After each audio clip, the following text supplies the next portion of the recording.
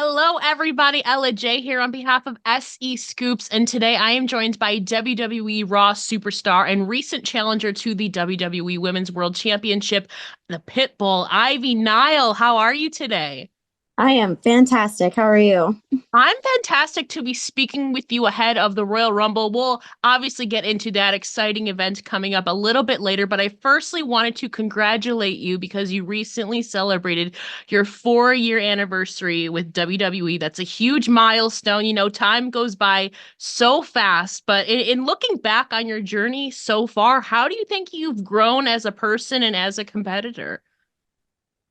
Oh gosh, being in NXT for 4 years, it's a beautiful journey. I've created bonds for life with people down there, and like these girls that I train with every single day. Like you just can't help but create a bond with someone that you wrestle with. Like there, I can't really tell you what it is, but like sometimes if you just like get in there and just end up bonding with people, you just like I don't know. It's a funny like bonding experience that you have with people, but it's been an awesome journey. I kind of started kind of strange because I started before COVID, and Yeah. we had a weird training schedule there for a little bit, and it's kind of been like a whirlwind in the past 2 years.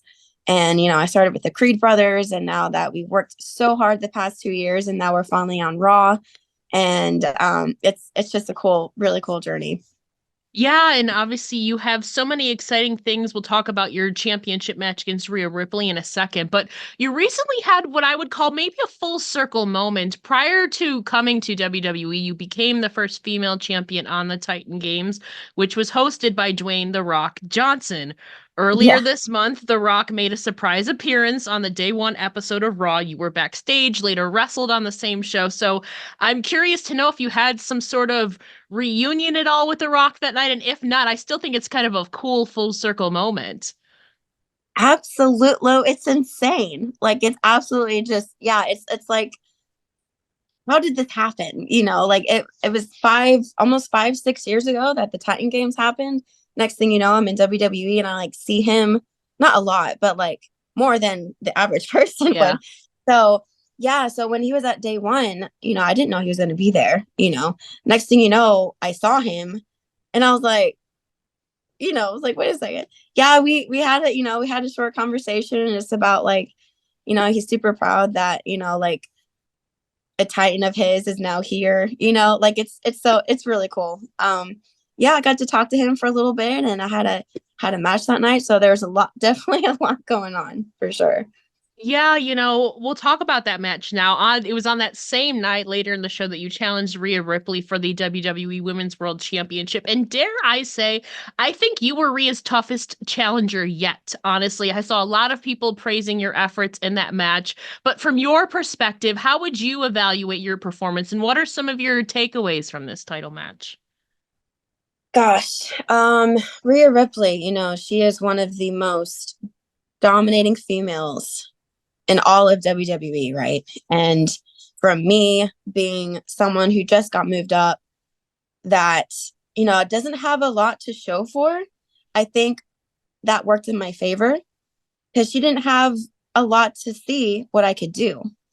And so she didn't know what I could do. So I think, like from me, I studied her. I watched her matches, like what she does and what she likes to do. And like I just like to study her, like film study. And with her, like with me, she kind of didn't know. So that kind of helps in my favor. So I can like throw out a bunch of stuff that she didn't really know I could do. And maybe that caught her off guard. And I think that's what worked for me. Um, yeah, I think that's pretty much what it was. I think she was surprised by the strength that you were able to match up and it at times surpass, I would say. Obviously, we saw at the beginning you put her right on your shoulders at the beginning. You gave her a German on the outside later in the match. So honestly, I mean, you're always one who's prided yourself on strength. So I'm curious, where does this motivator to kind of keep up this strength come for you? Has that always been something, working out and staying fit that you've always been drawn towards? So I think a lot of people assume I was born with a six pack or something. I mean, that's what most people think. Of course, that's not true. I was actually homeschooled growing up in a really small town in Tennessee. I really didn't get into working out and taking care of myself until I was in high school.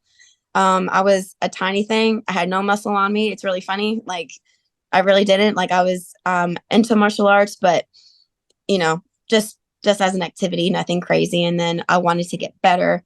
I wanted to be the best short person martial artist out there. So I wanted to learn how to lift, how to eat, how to take care of myself. I was tired of getting beat up by all these bigger girls. Like I was sick of it. So I was like, I want to be the best. And I learned how to become a monster. And, I didn't know what it was going to be. I didn't know what I was going to turn into. I didn't know like what this was going to lead to. So next thing you know, years and years of training, like in a small town, it's really unmotivating. So I had to like find something to work for. And, like for the most of the time I didn't. I just knew that something would happen because I was destined for something, right? Titan Games came up, killed that. And then after that, I was like, well, what now?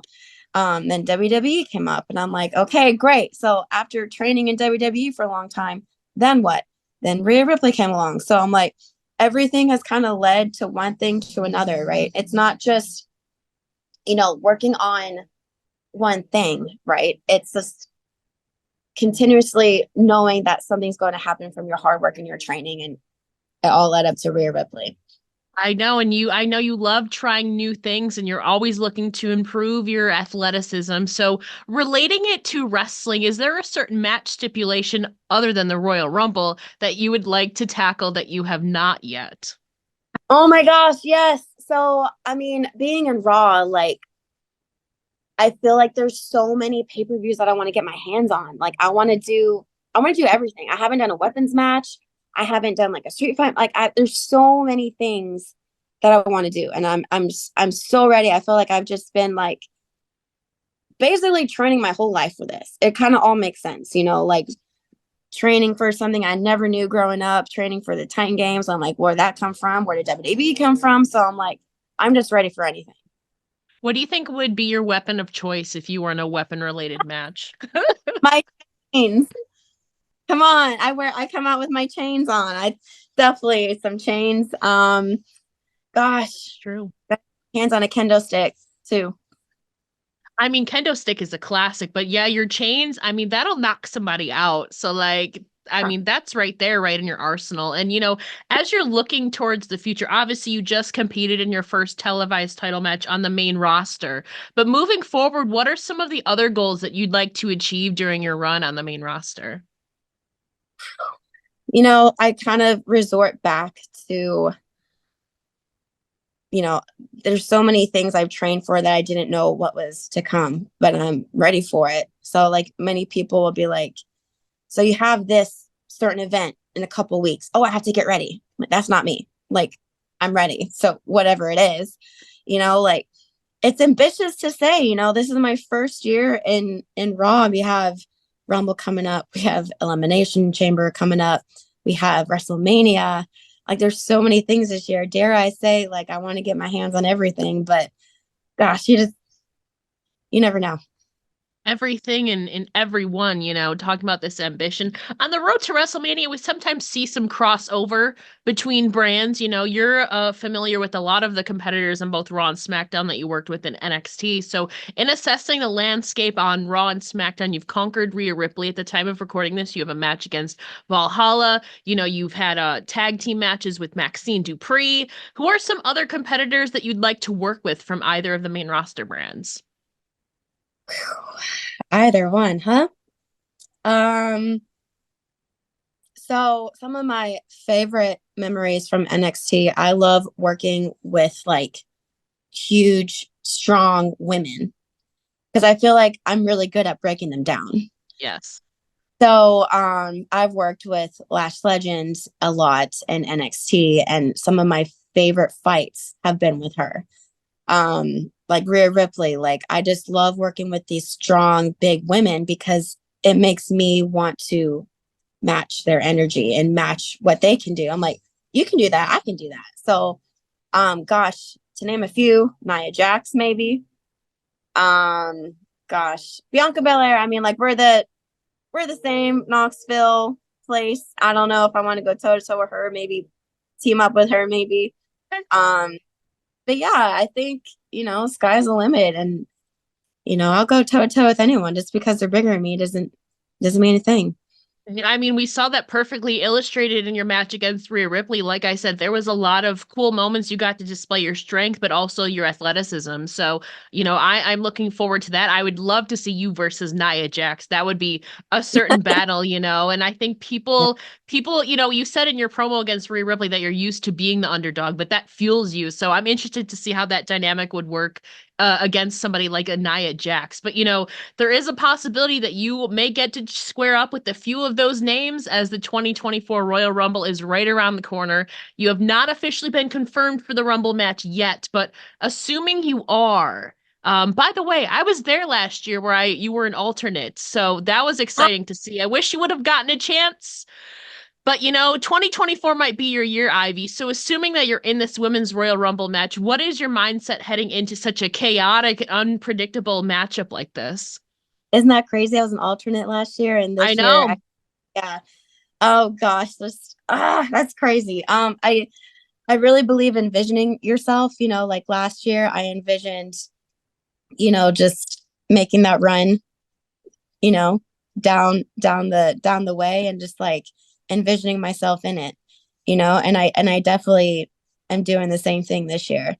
And oh gosh, I'm just getting goosebumps thinking about it. I mean, it's just to say, you know, you're in a WWE Royal Rumble, like that's insane to me. I'm very hopeful that I'll be in it, but you never know. Gosh, I mean, if Nia Jackson's in it, we will see. I'm coming after her first. Yeah, we'll see. I mean, it's definitely an exciting time. Definitely an exciting time backstage, and just like, just hoping and waiting, and we'll see. And one element that I love is that unpredictability. The Royal Rumble, there's always the possibility of surprise entrance. Last year, we saw some NXT reps. We also had WWE legend Michelle McCool competing. If you were given creative control, who are some women, whether from NXT or the Legends Circle, that you would like to see emerge as surprise entrants in the 2024 Women's Royal Rumble? Gosh, I gotta say, I hope my girl Lash Legend comes up from NXT. Oh gosh, like I said, we've had some of the best fights, but that's my girl. Yeah. Let's see. Gosh, I honestly love the element of surprise. So, I mean, I think that's why everyone watches the Rumble, because you just never know who's gonna show up, and I think that's so exciting. I mean, you kind of wish for some things, and then like if someone is there and you're like starstruck and you're just like standing there like what? So, gosh, I really love the element of surprise. So we'll I'm see. curious from your perspective, who like you mentioned it, who are some legends that you would be starstruck by if you found out they were competing? Oh gosh, don't do this to me. Um, Gosh, I mean, I think AJ Yes. would be amazing. Gosh, like starstruck by. I'm a huge Ronda Rousey fan. I mean, of course, I think she's amazing. Yeah, I mean, I would definitely just, I don't know what I would do if I would start running down, or like if I'm running to them in that case, I don't know. It would be crazy. I mean, there it is every woman for themselves, but there is a need to team up in temporary alliances. So you don't necessarily have to, beat up on them. You could team True, up if it true, happens. So it's to everybody's benefit. true, So for sure. So we'll see. Now, you mentioned Lash Legend. Obviously, you spent the first few years of your WWE career in NXT, so you are very familiar with the landscape. Are there any certain NXT stars besides Lash Legend that you found yourself particularly impressed with, or maybe ones we should be taking more notice of? Yeah, so I worked with Fallon Henley a lot, Yeah. and I feel like she's definitely like starting to get more notice and more eyes on her. And I think she is like one of the sassiest and feistiest girls there, and she definitely will like pack a punch, let me tell you. And like we've worked together a lot, and she's always just like one of the hardest workers in the room.